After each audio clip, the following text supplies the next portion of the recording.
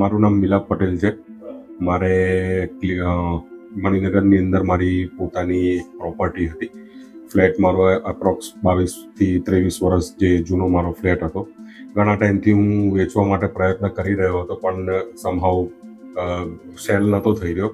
એ પછી મેં ક્લિયર ડીલનું જરા જાણ્યું અને એમની જોડે કોન્ટેક્ટ કર્યો. તો એમાંથી વત્સલભાઈ, જે એમના મેન પાવરમાંથી વત્સલભાઈ એમના મેનેજર છે, એ મારા ત્યાં આવ્યા, મને મળ્યા, મારી સાથે એમની એક ડીલ થઈ.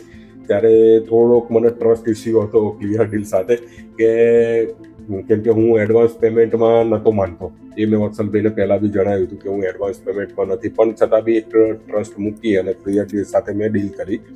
તો ઘણા બધા કસ્ટમર્સ એમને મને એપ્રોક્સ 50-55 કસ્ટમરને મારી જોડે વિઝિટ કરાવી હશે. બધું એમના પૂરા એફર્ટ્સ આપ્યા, પ્લસ એમને જે મેન પાવર, જે એમના કસ્ટમર કેર ટીમ છે, એમના સપોર્ટિવ મેનેજર્સ છે, એ બધાના રિસ્પોન્સ અને ડેલી ફોલોઅપ, જે મારું ફોલોઅપ લેવું, કસ્ટમરનું ફોલોઅપ લેવું, ડીલને નજીકથી ક્લોઝ લેવી, એ બધામાં એમનો ટીમનો સાથ સહકાર મને બહુ સારો એવો લાગ્યો. એમનો રિસ્પોન્સ બહુ સારો એવો લાગ્યો.